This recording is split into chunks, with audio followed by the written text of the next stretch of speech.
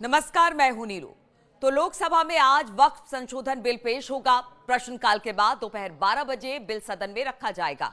इस पर चर्चा के लिए स्पीकर ओम बिरला 8 घंटे का उन्होंने तय समय दिया है, जिसमें एनडीए को 4 घंटे 40 मिनट दिए हैं और बाकी वक्त विपक्षी दल को मिलेगा। चंद्रबाबू नायडू की तेलुगु देशम पार्टी यानी टीडीपी और नीतीश कुमार की जनता दल यूनाइटेड यानी जेडीयू ने बिल को समर्थन देने की घोषणा कर दी है। दोनों पार्टियों ने अपने सभी सांसदों को सदन में मौजूद रहने के लिए व्हिप जारी किया है। दूसरी तरफ बात की जाए तो विपक्ष बिल के विरोध में है। मामले में अगर तमिलनाडु की एआईएडीएमके, नवीन पटनायक की बीजू जनता दल और के चंद्रशेखर राव की भारत राष्ट्र समिति जैसी न्यूट्रल पार्टियां भी विपक्ष के साथ खड़ी दिखाई देती हैं। बीते दिनों की बात की जाए तो इंडिया ब्लॉक के दलों ने संसद भवन में बैठक करके बिल पर अपनी रणनीति को लेकर चर्चा की। सरकार ने जेडीयू टीडीपी के सुझाव माने। दोनों पार्टियों ने बिल पर 3 अहम सुझाव दिए हैं।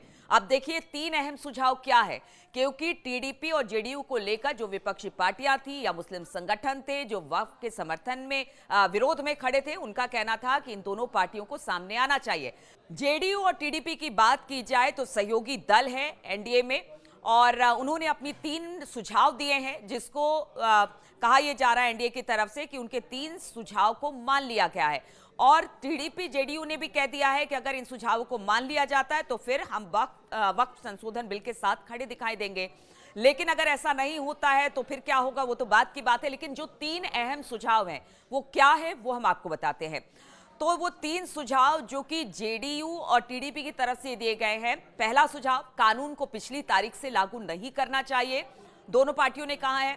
साथ ही उन्होंने कहा कि जो पुरानी मस्जिद, दरगाह या फिर दूसरे मुस्लिम धार्मिक संस्थान है यानी स्थान है, उनसे किसी तरह की कोई छेड़छाड़ नहीं की जानी चाहिए। और तीसरी अहम बात, जमीन राज्यों का विषय है, जमीन पर राज्यों की भी स्पष्ट राय ली जानी चाहिए। अब देखिए कि किस तरह से वक्फ बिल को रखा गया था। कैबिनेट ने 19 फरवरी को वक्फ संशोधन बिल को मंजूरी दी थी। बिल पर बनी ज्वाइंट पार्लियामेंट्री कमेटी यानी कि जेपीसी की रिपोर्ट के आधार पर वक्फ बिल का नया ड्राफ्ट तैयार किया गया। बिल पर जेपीसी की रिपोर्ट बजट सत्र के पहले फेज में 13 फरवरी को संसद में पेश हुई। कमेटी ने 30 जनवरी को 655 पन्नों की रिपोर्ट स्पीकर ओम बिरला को सौंपी और इस दौरान जेपीसी अध्यक्ष जगदंबिका पाल, निशिकांत दुबे सहित अन्य भाजपा सांसद वहां पर मौजूद रहे। लेकिन विपक्ष का कोई सांसद वहां पर नजर नहीं आया। अब आपको आप बताते हैं, जो पुराना वक्फ बिल था और नए वक्फ बिल जो कि नया मसौदा तैयार किया गया है, उसमें क्या 4 बड़े अंतर है। अब 4 बड़े अंतर हम आपको बता दें। पुराना जो कानून था उसमें कहा गया था सेक्शन 40 में रीजन टू बिले के तहत अगर वक्फ बोर्ड किसी प्रॉपर्टी पर दावा कर देता है और उस प्रॉपर्टी का मालिक सिर्फ वक्फ ट्रिब्यूनल में ही जा सकता है। लेकिन अगर वक्फ के नए मसौदे की बात की जाए, उसमें कहा गया है कि अगर इस तरह से कोई मालिक है, अगर उस पर जबरदस्ती वक्फ की नजर पड़ जाती है या जमीन अपने कब्जे में ले लेता है, तो फिर उसे कोर्ट में जाने का अधिकार होगा। पहला तो ये पॉइंट है। दूसरा, पुराने कानून में क्या था, वक्फ ट्रिब्यूनल का फैसला आखिरी माना जाता था, उसे चुनौती नहीं दी जा सकती थी। लेकिन अब अगर आप कोर्ट में जाएंगे और वहां पर आप अपनी जमीन को लेकर चुनौती दे सकते हैं, तो ये बड़ी बात है, यानी कानून का सहारा अब लिया जा सकता है। पुराने कानून में वक्फ के था कि किसी जमीन पर मस्जिद हो या उसका उपयोग इस्लामिक जो काम है उसके लिए हो तो वो ऑटोमेटिक वक्फ की संपत्ति हो जाती है।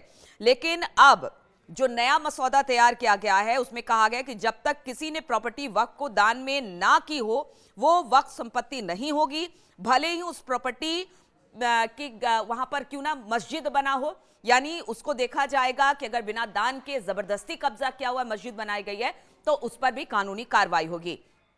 चौथी बात, जो बड़ी बात है, वक्फ बोर्ड में महिलाओं और अन्य धर्म के लोगों की नियुक्ति नहीं हो सकती थी और अब यह बताया जा रहा है कि जो नया मसौदा तैयार किया गया है उसमें महिलाओं को भी रखा जाएगा और जो मुस्लिम नहीं भी हैं उनको भी, यानी गैर मुसलमानों को भी ट्रिब्यूनल में शामिल किया जाएगा, जिसका सबसे ज्यादा विरोध इस वक्फ बिल में देखने को मिल रहा है।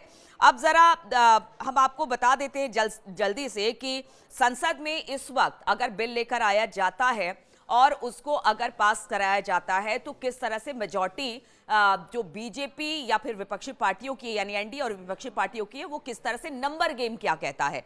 तो नंबर के लोकसभा में 543 सीटें हैं, भाजपा 294, कांग्रेस 234 और अन्य 14 है।